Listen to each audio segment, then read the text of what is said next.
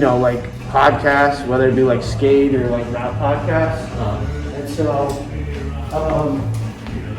we made a joke about it one day in like class, and we were like, oh, we would listen to it if we started a podcast. And kids were like, yeah, that'd be cool. And we were like, oh, well, like I made a little like logo, and I was like, maybe we should actually do this. And then like a year went by, and we just never got to it. And then the one day we were like, let's actually do this. So we just started it, and we record like every other week. Right. Yeah, it's fun. We just reach out to everybody. Yeah. I mean, like a lot of kids from our school have been on just because it's like easier. It's easier. It's like hard to find because we don't just want people off the street. We want like genuinely interesting people who can like have a good conversation. So we've had Anthony on and Chris. Yeah, he's awesome. Chris is awesome. They figured it out. Yeah. It's cool, like people from that perspective. It's cool to have a little bit of everything, right? Yeah. That's awesome. Of course, Cory's here too. You want to dabbles with it? We're all. Hey bro, this watch is just clutch. I know. Let me grab I'll show you what Yeah. not anymore. You want that? Should I get the mics going or? No, we'll go with that. Bro. Alright. Do you mind turning down the volume? Yeah, it's okay. All the way? You keep it playing. We can keep it playing well. Okay. That's good there. That's cool. Is that you? Yeah. Dude, handsome looking dude. It's like 2 years ago.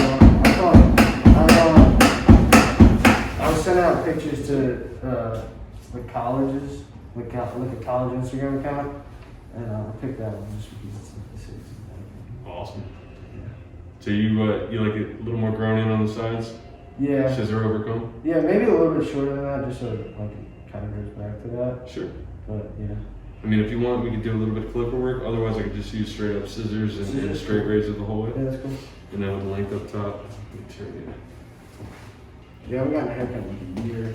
This is awesome. It's gonna be super transition. It's gonna be great. I'm excited. I've been like waiting. Like my mom was like, "Oh, you want to go get your haircut?" I'm like, "Dude, I gotta wait for the podcast." Like, based on here, do you like to send it this way? Yeah, or let's this send way? it that way, yeah. Predominantly? That's the case. Oh, I know. This is perfect. Whenever you guys want to come and do something like that, alright, cool. so it's awesome. Right. That should give me a good idea here. You can hang on to that. Alright, cool. So that has a little swoop in the front there. You like having a little swoop down? A little, Yeah. But it's not really what we're going to try to get the whole thing on, Yeah, right? We're just exactly.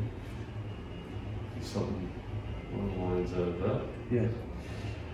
Not quite half Maybe of it, but like, maybe you want to get a little bit more? Yeah, like that problem. So about half of it? Yeah. To half of it, and I'll cut down the sides, obviously, really good. Yeah. That's going to be wild. Should you have me positioned in any which You way? can wherever. The phone's getting it all, so. Oh, it's already doing it? Yeah, just do it. We're here today to have a haircut with Jackson Advertising. Welcome to, should we do the intro? Yeah, I guess we should do it now. 3, 2, 1.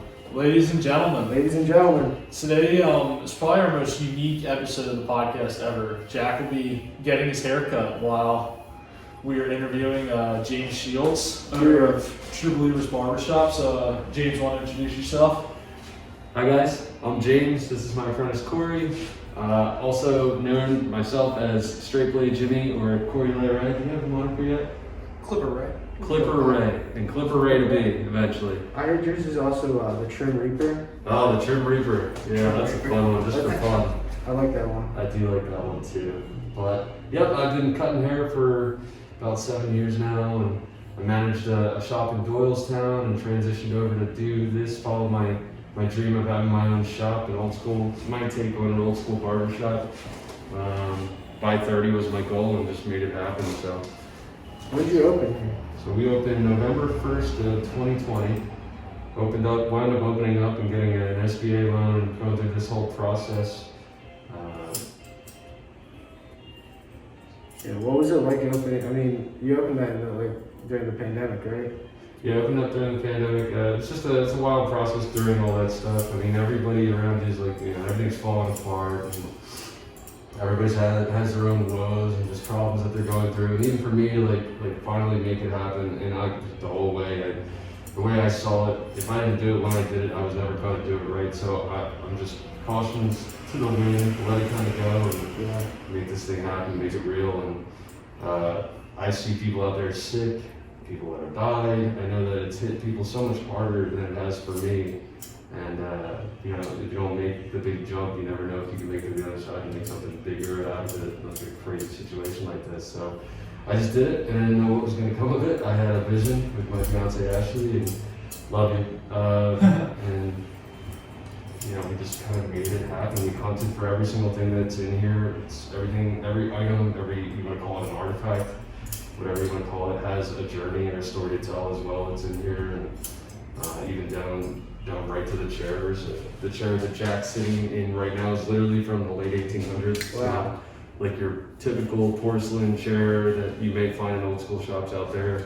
This one we hunted for, went all the way down to Ashland, Virginia, and picked up. It's literally like, I can't confirm or deny that a cowboy has or hasn't sat in it. That's what I like to say, because it's from that era, and it's so Yeah. It's famous. I remember That's talking my You to say it to everybody? What's that? Not to everybody, Not but to everybody. to a lot of people. That's really cool. So like, did you like figure like once quarantine hit, like, all right, like I want to start this business ASAP, or? No, I had this vision set up in my head. I literally went and got the SBA loan at the tail end of 2019, applied for it, and then I guess around February, March, I signed a lease for this location, and then we just started chipping away at it, and then all of a sudden, boom, man, pandemic. And I kind of kept it under wraps for my last employer, which I'm sure they were kind of caught off guard by while I was working on this. I actually went so far as to create a pomade of my own, Pioneer's pomade. I was making it at home on a stovetop, and I just used that as like the perfect veil to kind of mask what I was really working on, you know, behind the veil, and it was awesome. So, I mean, once I come out of all this, you know, what was really going on during all that time, it was such a weight off my chest and off my shoulders. Felt great. You ready for this job? This is the big one. Big one right here. Chris Blackway, I'm sorry. No mullet today. No mullet today, buddy. I tried. So No turning back. So basically, like, what would you say, like we know what inspired you to open the shop, but what inspired you to become a barber in the first place? So, you ever seen Boardwalk Empire? Yeah, I kind of rooted in that. Kind of rooted my interest in barbering in that. My buddy, actually, Mickey, who's one of my barbers here. I used to get my haircut over at Shave Grace in Mickey. Oh, there you go. Well, he'll be here full time, you know, in some time. Eventually, hopefully, if all goes well, just transition him over. And best friend of over 15 years. He's a cool dude. He's a very, very good dude. And my soon-to-be best man this October getting married, so Nice. Congrats. that's awesome. But bringing him over and everything like that, he and I and, you know, the gang at one point in time years ago were just like, oh, we should all, you know what we should all do together? We should all get into cutting hair. Oh wow. And I loved Boardwalk Empire at the time. I started thinking about it, like, I love the dress, I love the aesthetic. Of course, I'm not dressed like that, but I love that old motif and aesthetic, and the music more than anything from that era is awesome to me. So I thought, you know, what better way if I could come across an old school apprenticeship or something of that nature, could I kind of connect with the lost era like that? Yeah, I mean, like, I can even tell by, like, the vibe of the shop, and just, like, I guess, like, honestly, like, the whole, like, aesthetic, like, that, like, this was, like, what you envisioned being a barber as, like, kind of bringing back that, like, old school feel. I wanted it to have a little bit of like a punk rock kind of touch to it. It's naturally, you know, I just hired this guy, this fella Nick, who's a barber. He's been cutting for about 7 years out in, 6 years. He was out in Colorado and he did an old school apprenticeship out there at Ollie's Barbershop. Shout out. And beyond that, he actually was working down in the city of Bladen Badger, lives in West Philly. He reached out the first week that we were open, one amongst 7 people that reached out and was just like, hey man, I'm really interested in what you got going on here. It's awesome. True Believers, is that a Bouncing Souls throw? And 100%, you know, is it a Bouncing Souls song? Of course it's about, you know, it's a reference to Bouncing Souls. I love Bouncing Souls. Probably my favorite punk rock band of all time. And once he said that, and once I confirmed it, he said, oh, I got a Bouncing Souls tattoo from years ago. And, you know, that's definitely, At that point, it's like, yeah. Yeah. It's crazy how like you meet a guy like that who wants to work with you. Yeah, it just clicked. I mean, he understood what I was going for. The second he said it, I don't want to say it's as simple as liking the bouncing souls, but I think like I heard his spirit about himself and everything like that. He had him come in, Cory and I kind of talked to him for a half hour. I just could tell the guy's got the right kind of, he's on the same wavelength there. Yeah. At the end of it, he felt like a long lost brother. You know, someone we knew for a while, just never seen before. You know, he was a real cool guy. Yeah. It's so cool. So I'm assuming with the 4 chairs, you're trying to get this place filled with barbers. Yeah, I mean that's the intention, but it's very important to me to make sure that they're all like authentically apprentice, and that's what I went through with. You know, I was at a tattoo studio. That's what I was leaning into earlier. I was in between jobs. I wound up working at Raw Power Tattoo down in Bustleton and Street Road and Feasterville, and a bunch of my good buddies worked there. And I was pretty much the apprentice without the apprenticeship. Basically, I was just running the front end, little answer the phones and all that stuff, like the front work and cleaning tattoo tubes and all that stuff. And then eventually, one of my good buddies, Harry, over at Cheddar in Doylestown, he wound up actually saying, like, coming in, I met him, he said, "Oh, I'm a barber." I was like, "Oh, that's cool, man." And basically, it took the second time I met him where he's like, "Oh, yeah, it's like an old school barbershop." I was like, whoa, what is that? I need to know what that is. Oh, wow. Goes back to my affinity for Boardwalk Empire, just trying to connect to that lost culture, ties in with Mickey saying, "Oh, let's all go cut hair and stuff." Yeah. What kind of correlation does like tattoo and like being a barber, like how does that, is there a connection there? Or? It's seemingly more and more, isn't it? I mean, it's kind of like every time you look into like an old school barbershop like this, everybody's glittered in tattoos, and I think it's just another avenue for people that want so badly to be themselves and kind of be able to just transcend what's expected of, barbering. And for me, this shop is just making it my own thing, right? Making it feel a little bit like me. When you walk through the doors, you know that I put heart and soul into it. Sort of like Beyonce and everything, but then every single barber is littered in tattoos. Yeah. Including my apprentice Cory, who's got way more tattoos than I do. Just a couple. So you said you were working at a tattoo shop. How'd you get into that? So my buddy from years back was Kyle Hedisher. I was just tired of working retail, dead end job, got tired of selling people shit they didn't need, and got real fed up with doing that. I put so many hours into that. Paid my dues every week, working like 70-hour work weeks, going through high school and managing places when I was that young. It's a lot, whether it was an assistant manager or a shop manager for retail stores. And eventually, in between jobs, places, I'm like, I gotta discover who I am, man. I'm not gonna be working a dead-end shoe place job for like the next 60 years or whatever in my life. And So you're selling shoes? yeah, Journeys, Zoomies, Vans, all that kind of stuff. So and that's where actually my apprentice Cory here and I met. We've known each other for years. Wow. Going on 10 years now. James and Mickey both worked with me at Zoomies. Oh, wow. Kind of just stuck near each other ever since then, and eventually he offered me the opportunity to become an apprentice with him at a barbershop. And it's been a thing I've been wanting to do for a while. So ever since I worked with Mickey at another barbershop back in the day at the front desk. So just trying to get my experience down where I could. Yeah. One broader scale goal of wanting to have a place where not only do we feel like all our guys in our chairs are our buddies, and it's less like calling them clients and patrons than it is calling them a friend, an extension of family. Just wanted to be able to come in and work alongside our buddies, for the rest of our life. I think that was the dream, really. I mean, it's also cool because I'm sure a lot of our kind of viewer demographic feels like the typical path is go to college, get this job, do this for the rest of your life. But you don't have to do that. You know what they don't tell you in school? Follow your dreams. Exactly. You don't hear that nearly as often as you should, and they definitely don't talk about following trades, getting into trades. Yeah. There's a huge disparity amongst the trades right now. Like my cousin who's an electrician tells me, goes to those meetings, and there's such a disparity in age where it's like a biannual kind of, like a confirmation of what they know, and just making sure everything's up to par, licensure and everything like that. That's fine, but literally there's old people, and then you've got your 40-year-olds, 30-year-olds or whatever, but then there's no 20-year-olds or whatever, and then some. So it's just interesting. There's such a lack and a disparity amongst all the tradesmen out there as far as a certain age bracket. So years from now, if someone were to get into it now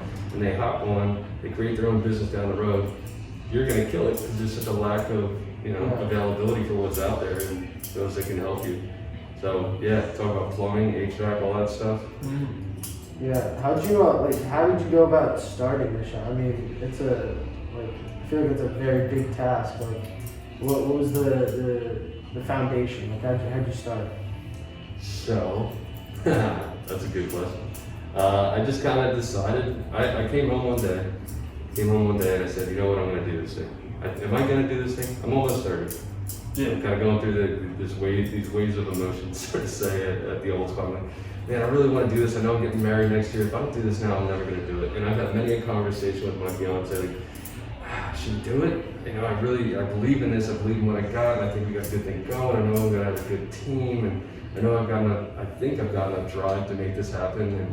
And I might just be crazy enough to pull the trigger. And one day I just came home, cracked a beer, sat down and said, yup, I'm doing it. And I went online and I went to the equivalent of what would be like a legal Zoom and just took care of all like my official paperwork and licensure with the state as far as setting up the federal ID number and registering with the state for taxes and just all whatever out the gate what you had to do to get triggered up. And that was all funneled through this agency. Once I did that, that was pretty much the kicker. Like, okay, it's real now, but now we gotta go. And we've been looking for the perfect spot in New Hope for years. And now we really gotta go make it a real deal kind of thing. So you always had a plan for New Hope? Yeah, always wanted New Hope. I always thought that was my intention. Initially, I wanted to, be under the guys at Shaving Grace, was talking to the guys at Shaving Grace to, hey, I'll open one beyond this one when I was managing their facility over in Doylestown. I'll open one here. Well, it's already here. I'll open one in Newtown. I'll open one in New Hope. I'll take care of this region, and then that kept getting pushed back and whatnot. So eventually I was just like, I think the right thing is not to go for an angel investor. So I had people reaching out, hey man, you should let us kind of fund it, or we'll give you some money and get off the ground. And just like, you know what, man, if there's anything I learned, it's having too many hands in the cookie jar is just a bit much. And honest to God, at the end of the day, this whole endeavor was it's literally nothing about me making money. And I know people hear that in business, people are going to hear that and they're like, okay, sure thing, man. People want to make $1 million, want to sound modest, but I could care less. I just wanted a place where I kept my sanity every day. And that's my entire intention with this place. Yeah, and you have a good time, clearly. Like, I'm sure you have a lot of fun talking to people, kind of there. Oh, it's awesome. Yeah. It's awesome. I literally get to come to work just the way I want. Be who I am, hang out with my best friends, listen to what the hell we want to, and be in a town where I can literally, I rarely have a break. I'm booked out solid like 4 or 5 weeks in advance. But when I do catch a break, I like to walk in and get a coffee, maybe go look at the river. I mean, it's just the coolest place. Yeah. Doylestown's cool, but New Hope is like a different extent, like a different type of cool, man. It's like a riverfront, basically Pennsylvania state border town. Like, I don't know, it's just. There's a vibe to it, and I feel like this shop fits right in with the people and just the aesthetic of the town. Because it's kind of like you were saying, an old school kind of old school town almost, and kind of the punk vibe you said you're going for. So this is kind of cool, right? Like, what's cool about it is this town's forever changing. It's constantly going, but.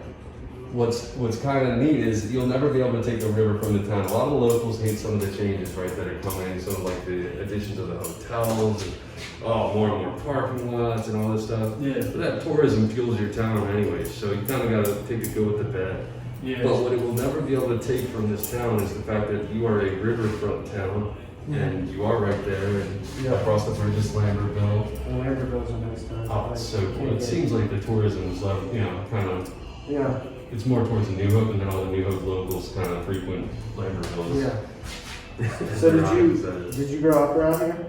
I just grew up coming up. I grew up in Southampton. Yeah. My mom, dad, my grandmother, and I, friends, we would always come up to New Hope. Yeah. In fact, we'd go to the New Hope train station, which is a hop, skip, and a jump away from the shop.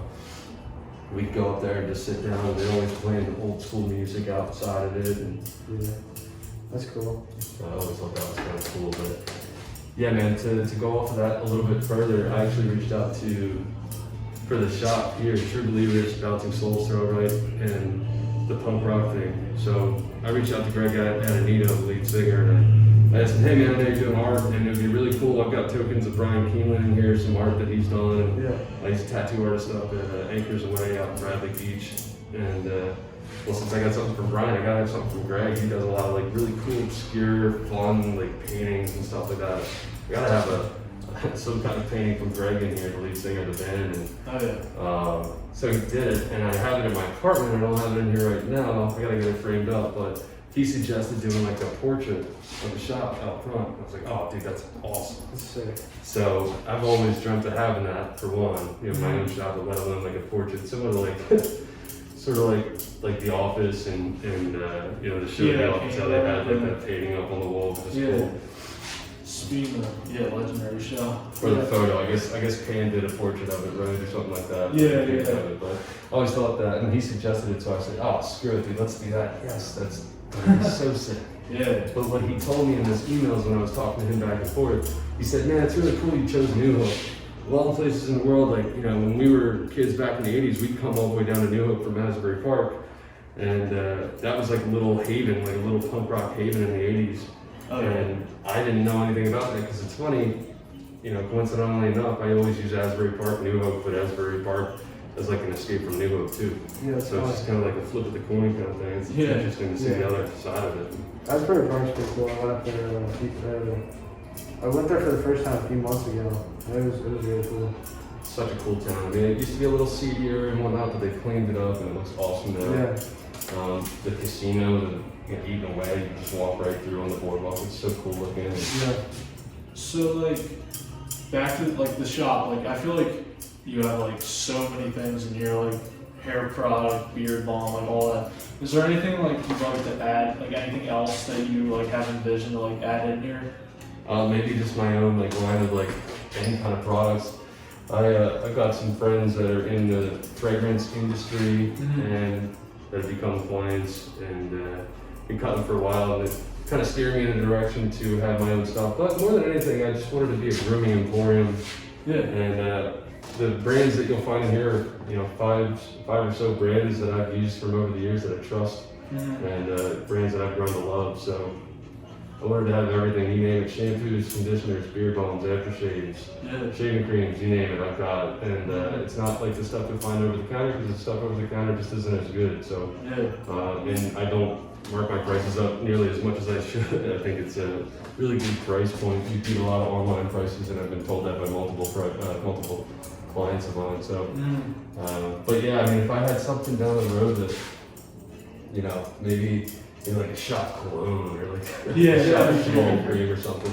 Well, like I said, I was making my own pomade on the stovetop. I could even kind of make my own thing, do like a limited batch for like a certain holiday. Yeah. Are you still making any or? No, it's toned down since I've opened up, since we're so busy. Yeah, sure. He's been lazy. I've been trying to tell him to keep. That's what it is. It's really what it is. I'm lazy as all hell. So you said you're booked. You're booked for what? You said the next like 5 weeks. Or it goes that far out? Yeah, I got guys that book like a year out. Wow. So that's crazy. But I'm booked like 5 weeks solid, and at this rate, I just block out anybody who rearranges their appointment. I block it out immediately, and that way, if any of my guys hit me up, once again, it's like family. My guys, you guys just reach out to me, message me. Yeah. You know, if I have something that opens up, awesome. If I don't, I do my best. You know. But if I tell you know full well that like I'm extending all my hours as much as I can and exerting as much of my energy as I can and doing the best I can to get everybody taken care of. But yeah, I'm really booked out like 5 weeks solid. But that gives the focus to Nick and Mickey, and when Cory's all done as apprenticeship Cory, so they can fill up their books. So Cory, what pertains to your apprenticeship? Like what do you do for your apprenticeship? What do I have to do? So basically, I have a textbook that I read for everything that I have to learn, sanitation and everything like that. But for the most part, honing the skill and everything, I sit here and I watch James. He tells me all the ins and outs of how to do it, which is kind of weird because he's right-handed and I'm left-handed.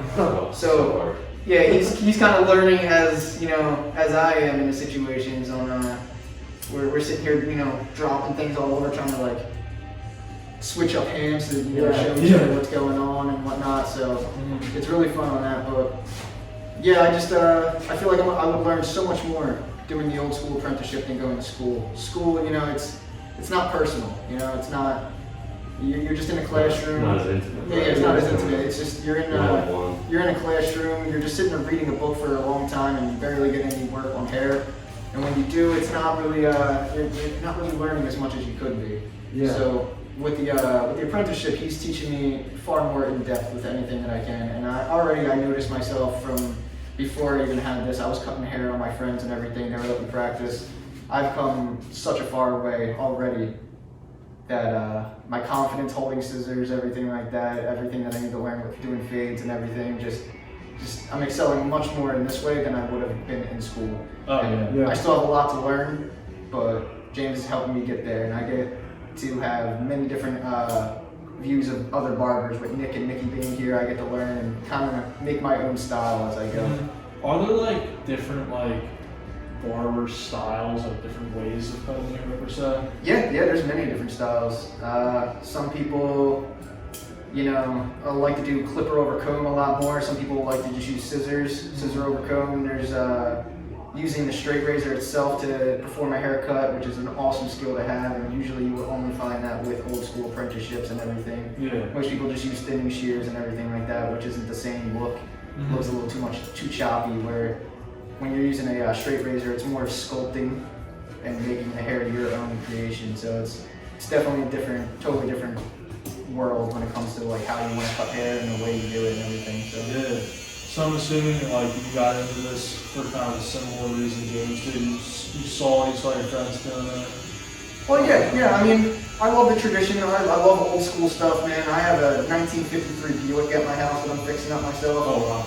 I love anything traditional. Not too long ago, someone brought in a box of really old school barber blades, like straight blades, scissors, everything like that, just to go through someone else's possessions that they grew up, living their life as a barber and using that in their shops and everything. Oh, it's wow. really cool to see, just get the whole things that people use their whole life. Yeah. The guy passed away, unfortunately, and all of this stuff was up. What did you get it from?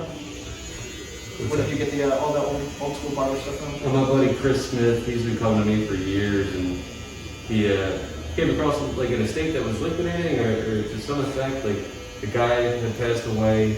The stuff was either going in a dumpster, or it was going to go to somebody who could actually make use of it. And honest to God, it's funny to think like I could go my whole life cutting hair, being a barber, or any one of us can. You guys doing this podcast, and then all of a sudden your camera just one day, or your rig just sets up in the trash can. Like, it's kind of crazy. So we wound up getting a national cash register, 50-some straight razors, some in really good condition, some really banged up.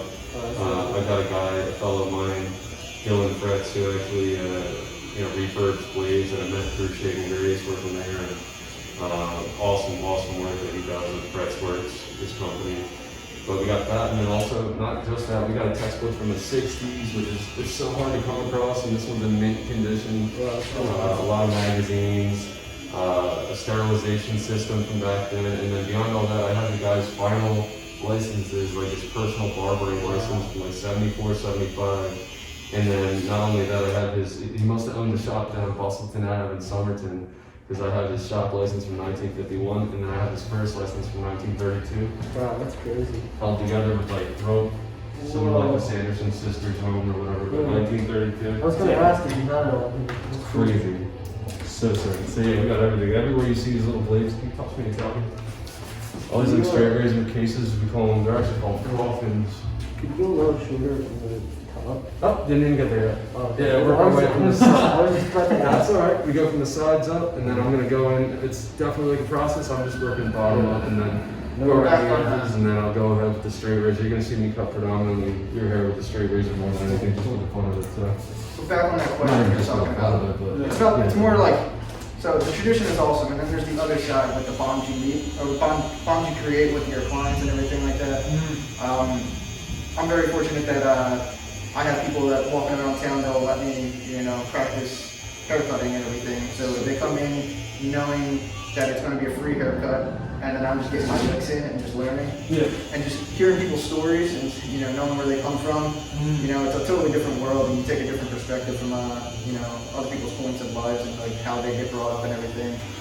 And at a point, it's not even just like a barber shop. you create friendships, and it's kind of like therapeutic. People come in here and they don't go and talk to someone. You know, like a lot of people don't like to go and talk to someone. Yeah. They feel judged themselves. So coming to a barber where you just sit down, you get an hour's time to use and vent out with them, and it's awesome to see where people come from and where they're going. We're very much confidants in that same effect. You could very well call us therapists. At the end of the day, we know more about our guys than their own wives or significant others know. Yeah. I feel like part of it's like you kind of forced. Like when you're in this chair, you got nothing else. Like That's it. you're just with the person cutting your hair. And, I mean, if they're talking, like you just make talk with them. You know what I mean? That's it. It's so cool. Honestly, it's so cool. But it's very taxing as far as that energy is concerned. Yeah. At the end of the day, I'm definitely winded, but it's all worth it, and it's so cool to just be associated with this culture. I even look back on it and think, like, I got clients that like say such nice things in the reviews and all these things and about all of us, and just how exceptional this experience is in here compared to like other shops. And that's not really why I do it. It's not why we do it, but you hear those things and they're kind of like the affirmations you need to hear. Otherwise, you're jaded as a barber. It's so easy to think like, oh man, what we're doing is like a dime a dozen. Everybody does it. Not the case at all. At least not from the perspective of our clients. You know what I mean? Like, it's so cool how much it means to them and our relationships. You know, it's more than just a haircut. Yeah. My mentors always told me it was 70-30 relationship to haircut as far as the conversations held and all that stuff. And I'll venture to say it's even more than the haircut. Yeah, we don't sacrifice quality over anything else. You know, we certainly give a shit. And the old school friendships, you know, they kind of lend to that as well. But yeah, I mean, it's amazing the relationships you kind of form in here and the amount of people that you meet and what kinds of people you meet. So Yeah. How long does an apprenticeship last for? Like how long are you doing that for? So I'm on about 4.5 months out of 9. The minimum is 9 months for me, but you also need 1,250 hours put into that as well. So basically 40 hours a week coming in. It gets me there in about 8 months, maybe a little more. And then anything on top of that is literally just experience to get what I need, get to where I need to be. So do you live around here? I live in Levittown. Okay. So a little far, not too far away. It's about 40 minutes to get here. Yeah. So That's cool. you guys trying to become barber? yeah. After I'm done, you can kind of jump in next, you know? I've thought about it, like you doing it, like start as a side hustle. I don't know. Yeah, He loves well, it. dude, it's always a great craft to make people silky smooth. So. Yeah. I mean, I've always like silky smooth. Like my friends even like make jokes at my expense about like how obsessed I am with like hair products and stuff. Yeah. Like obviously my hair isn't done today, but like usually like I don't know, I'm always like so like fixated kind of on finding like the perfect hair product, let's say. And like coming here has definitely helped, like being able to try things and stuff like that. And there's like so much inventory in here. No, man. You name it, we got it. Like That's how I felt when I first started working at another barbershop. I was just doing the front desk. It really opened my mind to like everything that's in there and trying out other products, and it helped me out a lot being in here, being able to suggest to people what they would like or need.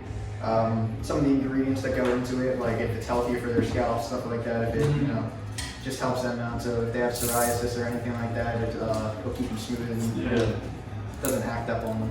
And like a haircut and when you style your hair, every time. like Good old barbershop. it's one like it's like a style, like it's gotta go, and like it's a part of who you are. I feel like like you can tell, in a lot of cases you can tell someone's personality by like the way like their hair. Yeah, you can tell. You can definitely tell if someone's like one of those bros or just like a timid person or something just by how they wear their hair. Some people like to be bold with it, and some people like to just fit in.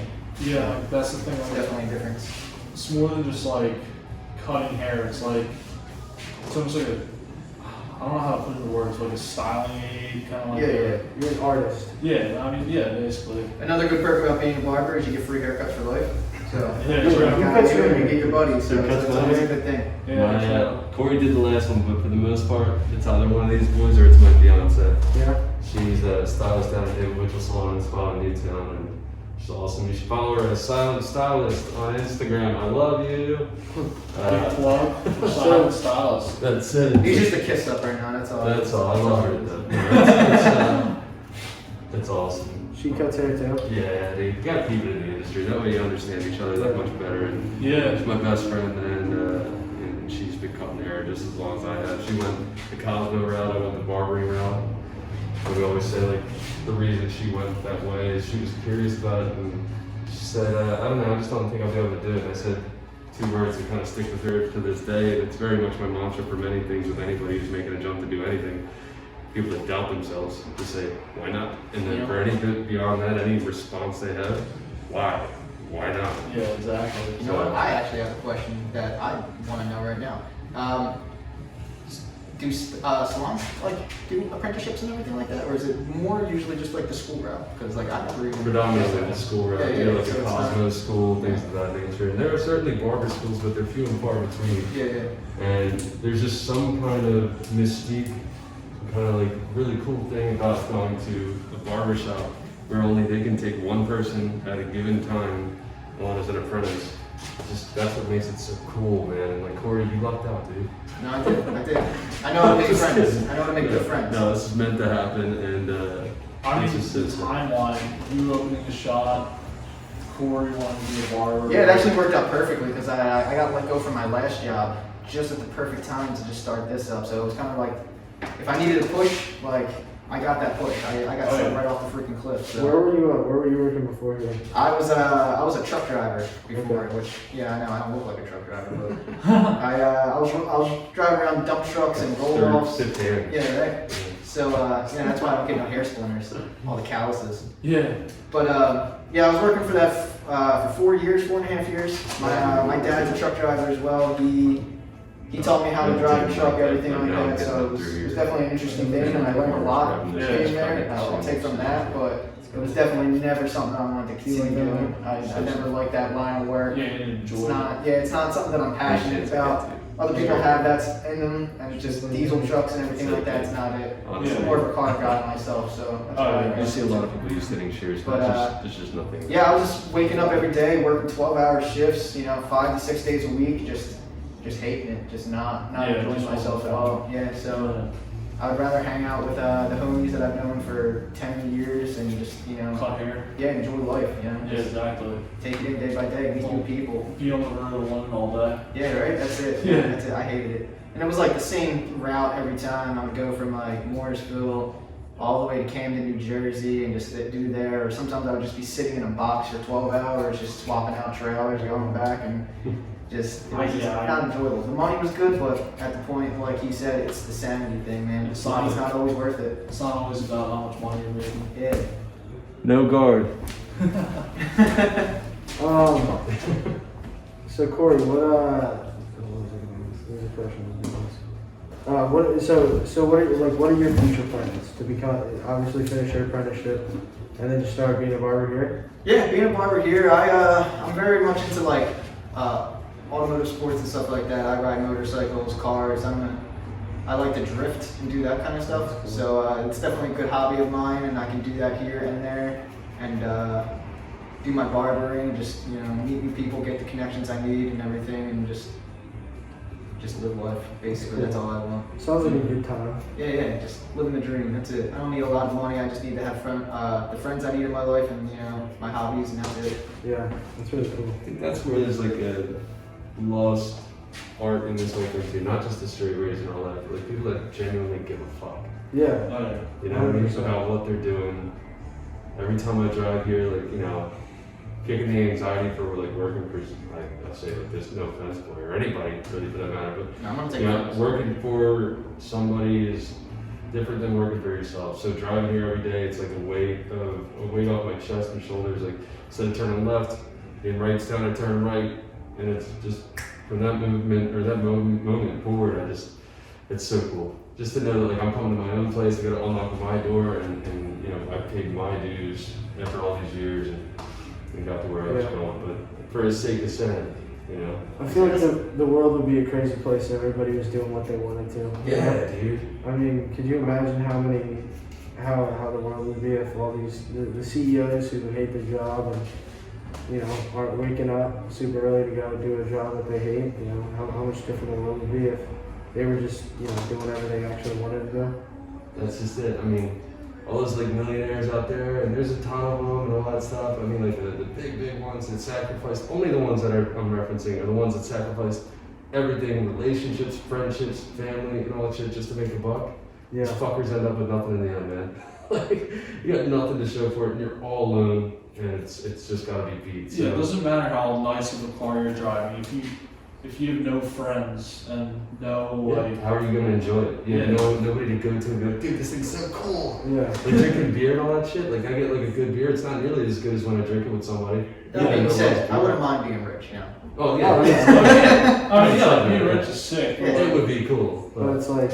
It's just like if you're rich doing something that you hate, then like, is it really that fun? Yeah, you're sacrificing your life. Just you only get one that we know of. So you're sacrificing everything just to do something you're not going to enjoy. When you're 80 down the road and you're about to be on your deathbed, 90, whatever, you're going to look back at these moments and you're going to see that it's was it even worth it?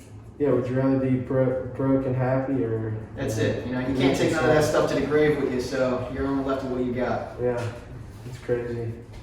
Yeah, exactly. When you're like, are you gonna be like 90 years old and like, be like, oh, I hated my life, but at least I have money. Like, what does that matter? Yeah, what's it gonna do for you? You can't. Yeah, I'm gonna be a 90-year-old still playing Xbox, chilling, Are you gonna keep How long does a barber usually? What's the lifespan of a barber? You can go until you I have no idea. You can't stand no more. Honestly, so you can't stand anymore. That's basically it. They can't slap a year on it. We even have the barber chair right there. We have a little stool on there, so when your legs do give out, you can still pop your ass on that seat, still cut hair. Yeah. That chair right there has a harness around it, which you never see anywhere. Some of these chairs have such cool little things about them, perks. So that one's got a harness around it that actually has a stool that hooks into it and swivels halfway around the chair. It's you nuts. can sit. You can sit. Yeah, you can sit and do a whole workout just hanging out. So wow. So until our legs give out as a joke, we like to make a lot. In fact, the first week I opened up, I wound up getting a cellulitis infection in my ankle and put me down. I kept saying I'll be open 7 days a week until my legs give out. And within like 6 days, my legs gave out. You call it a cellulitis infection. I call it Popeye legs. Yeah, Popeye legs. Yeah. That's funny. Yeah, Matt. That's so weird how you were saying I was 7 days a week and then literally a week later. Oh yeah, and only a week later, 100%. Went to the hospital, said cellulitis infection could come from like a minor scratch, just getting infected, and it could be a bug bite, it could be anything really, which is so weird. They slapped the word cellulitis to it, and they're just like, I don't have cellulitis in my legs. What are you talking about? Is that similar to like a staph infection or kind of different? Not really. I mean, it seemingly looks the same. It has like some similar properties, but they didn't. They said it's not staph. Don't worry, it's not that kind of thing. It's just a cellulitis infection. And apparently they come and go, man. Like you could just get one. Like I said, minor scratch doesn't have to be anything crazy or invasive or like wild wound or something like that. You just gets infected. Which it's weird. Were you having trouble walking or something? Like how'd you realize? Yeah, it feels like your leg's gonna explode. Oh, that's really weird. How long were you out with that for?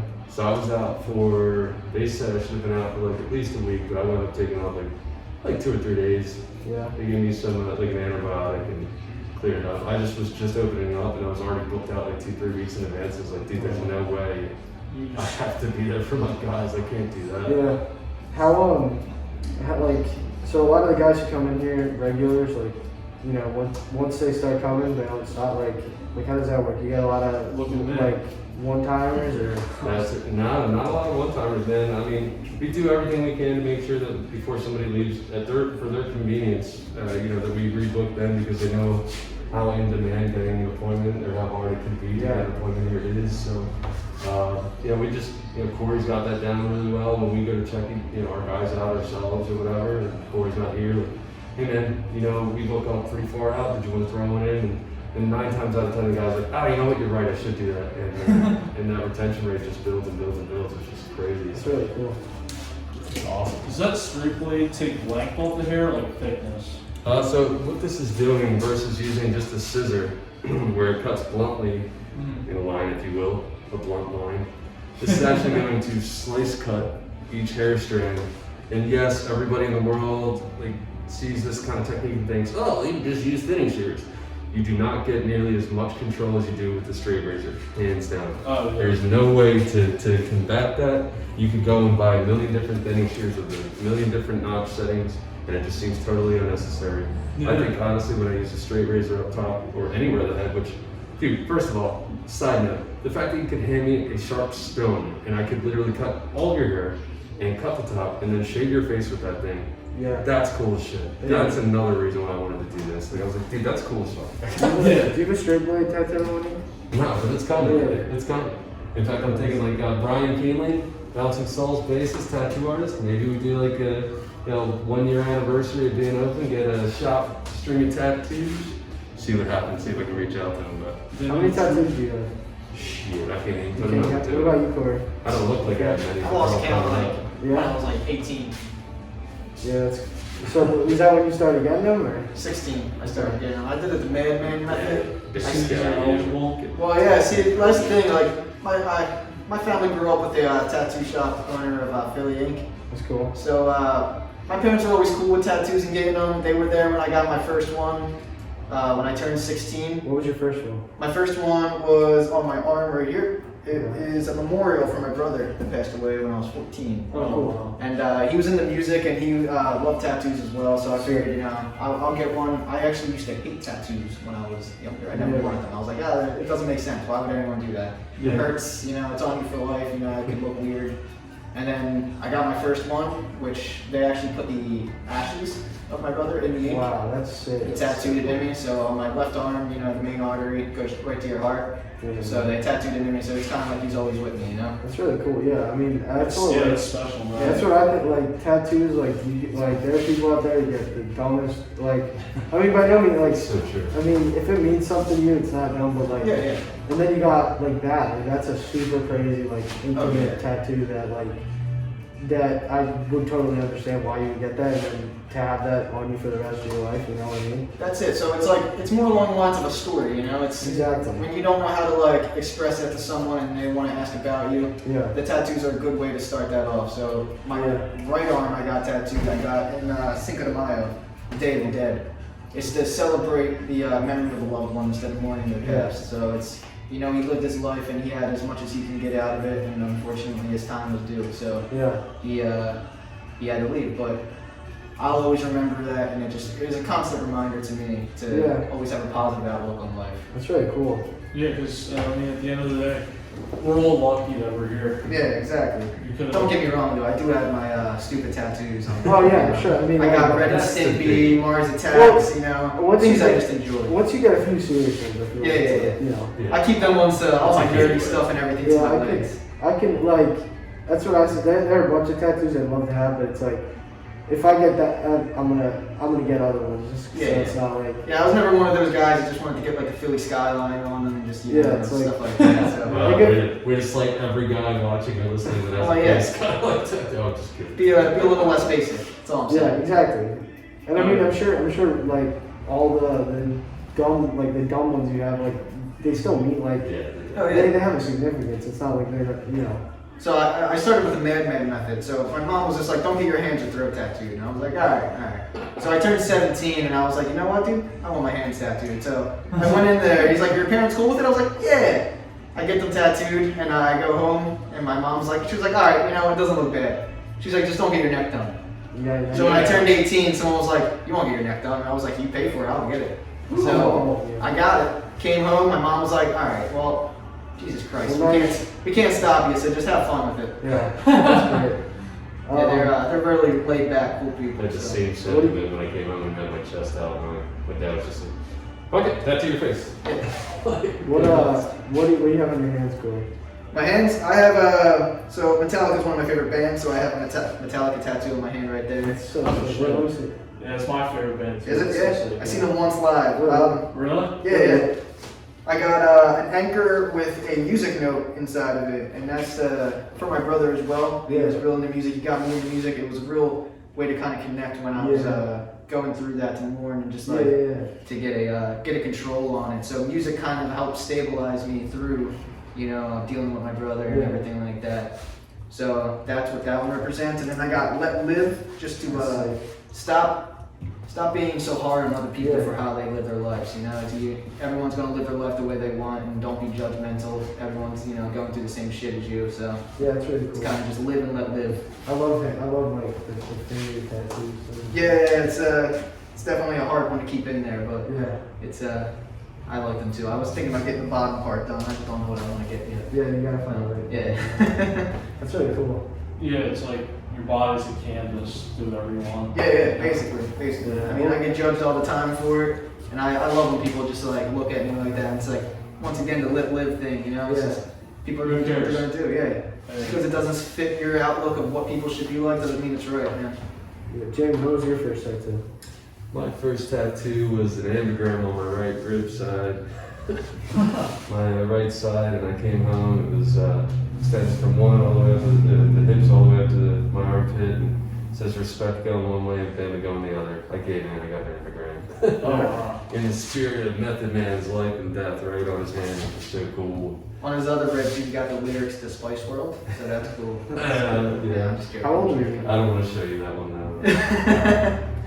I was, the day I turned 18, I got that one. That's Then the day I turned 19, I got my hips done, got a couple sparrows, and then the day I turned 20, and I got the outline of my chest done, and I came home kind of walking like all sorts of funny and shit. My parents immediately were like, what happened? What did you do? And I was like, oh, I'm not getting away with this because I had huge like wrapping underneath my shirt. Yeah. All right, prepare yourselves. And that's when my dad was just like, all right, man, like, you're done. Like, I mean, as in, you might as well just get whatever the hell you want. There's no us enforcement. It just makes you less stupid from here on out. Yeah. And that's it. And like you said, like it starts out with like, oh, it's like everything should have a meaning and whatnot. Eventually, you get enough of them, man. You kind of open Pandora's box, and why not? You know?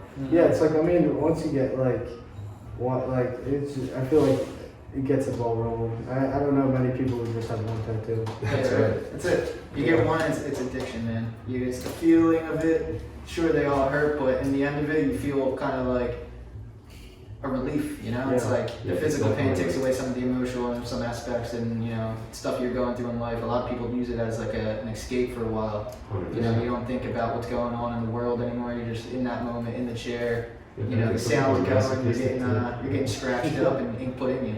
Yeah. That's it. That's really cool. Yeah, and it's, I mean, the artwork, I mean, if you get the right tattoo artist, it looks amazing. Any closing remarks?